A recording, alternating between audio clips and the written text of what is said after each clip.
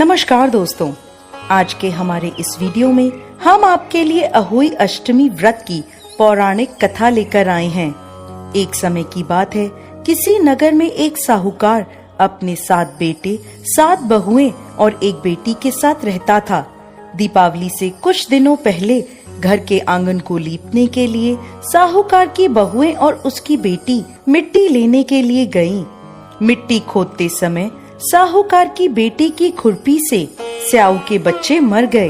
यह देखकर स्याऊ नाराज हो गई और बोली, जिस तरह तूने मेरे बच्चे मारकर मुझे निसंतान किया है, उसी प्रकार मैं तुझे भी निसंतान कर दूंगी। मैं तेरी कोख बांध दूंगी। यह बात सुनते ही साहूकार की बेटी डर गई और उसने अपनी सभी भाभियों से अपने बदले कोख बंधवाने के लिए कहा, परंतु उसकी सभी भाभियों ने मना कर दिया। लेकिन सबसे छोटी भाभी ननद के बदले अपनी कोख बंधवाने को तैयार हो गई।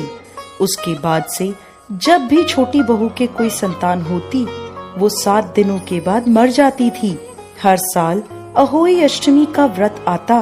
एक तरफ उसकी सभी जेठानियां व्रत करती, कथा सुनती और अपनी संतान की लंबी उम्र की कामना करती, तो दूसरी ओर छोटी बहू अपने घर में रोया करती। ऐसे ही समय बीतता गया। एक दिन एक ब्राह्मण को बुलवाया गया और इसका समाधान पता लगवाया गया। तो वह ब्राह्मण बोले कि इस श्राप से मुक्ति के लिए तुम्हें सुरई गाय की सेवा करनी होगी। सुरई गाय स्याऊ की सहेली है। उसके कहने पर यदि स्याऊ तुम्हारी कोख छोड़ दे तो तुम्हारे बच्चे जी जाएंगे। यह सुनकर छोटी बहू ने अगले ही दिन से सुरई गाय की सेवा करना शुरू कर दिया। वह प्रतिदिन सुबह तड़के उठकर उसका गोबर आदि साफ कर देती, उसे चारा डाल देती और साफ पानी भर दिया करती थी। सुरई गाय ने सोचा, ये सुबह सुबह मेरी सेवा कौन करता है, इसका पता लगाना होगा। अगले दिन सुरई गाय जल्दी उठ गई और देखती है कि साहूकार की सबसे छोटी बहू सारा काम कर रही है। यह देखकर सुरई गाय बोली, तुम किस लिए मेरी सेवा कर रही हो?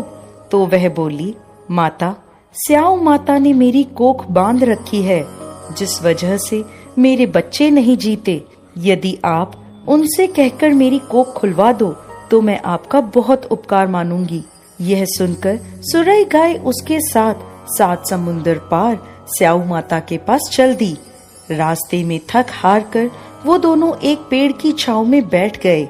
जिस पेड़ के नीचे वो दोनों बैठे थे, उस पेड़ के ऊपर गरुड़ पंखनी का घोंसला था, जिसमें उसके छोटे छोटे बच्चे थे।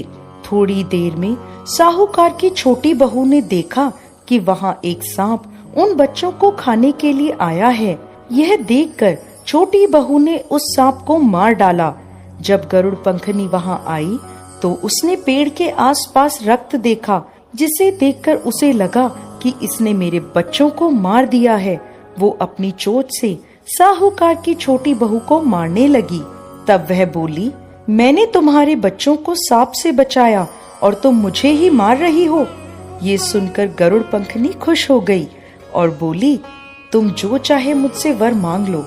तब छोटी बहू बोली, बहन, 7 समुद्र पार स्याऊ माता रहती है, तुम हमें वहाँ तक पहुँचा दो।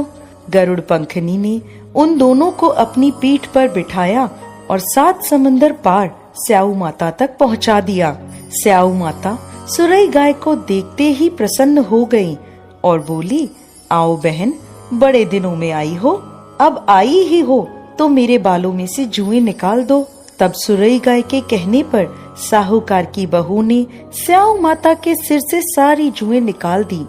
इस पर खुश होकर स्याऊ माता ने छोटी बहू को आशीर्वाद दिया कि तेरे 7 बेटे और 7 बहुएं हों। यह सुनकर छोटी बहू बोली, माता, मेरे तो एक भी संतान नहीं है। स्याऊ माता ने पूछा, ऐसा क्यों? तो वह बोली, माता, यदि आप वचन दें तो मैं इसका कारण आपको बता सकती हूँ। स्याऊ माता ने उसे वचन दे दिया। स्याऊ माता को वचनबद्ध करने के बाद छोटी बहू बोली, माता, मेरी कोख आपके पास बंधी है, उसे खोल दें। यह सुनते ही स्याऊ माता बोली, अरे मैं तो तेरी बातों में आकर धोखा खा गई। तूने तो मुझे ठग लिया। जा, मैं तेरी कोख खोलती हूँ। अब तू घर जा और घर जाकर अहोई माता का उद्यापन करना। 7 अहोई बनाकर 7 कढ़ाई देना। साहूकार की बहू घर लौटी तो देखती है कि उसके घर में उसके 7 बेटे और 7 बहुएं बैठे हैं। यह देखकर वो बहुत प्रसन्न हुई। उसने 7 कढ़ाई और 7 अहोई बनाई और अहोई अष्टमी का उद्यापन किया। उधर दूसरी ओर जेठानियां बोली, चलो सब जल्दी जल्दी पूजा कर लो, अभी छोटी बहू का रोना धोना शुरू हो जाएगा। जब काफी देर तक उसकी आवाज नहीं आई तो भाभियों ने अपने बच्चों को पता लगाने भेजा। बच्चों ने आकर बताया, माँ वहाँ तो उद्यापन का कार्यक्रम चल रहा है। ये सुनते ही सभी जेठानियां छोटी बहू के घर पहुँची और पूछने लगी कि तुमने अपनी कोख कैसे खुलवाई। तब वह बोली, भाभी साऊ माता ने मुझ पर कृपा करी और मेरी कोख खोल दी। सभी लोग अहोई माता की जय जयकार करने लगे। हे अहोई माता, जैसे आपने पहले साहूकार की छोटी बहू पर कोप किया वैसे किसी पर मत करना, और जैसे बाद में उस पर कृपा करी वैसे ही इस कथा को कहते, सुनते और हुंकार भरते सब पर कृपा करना।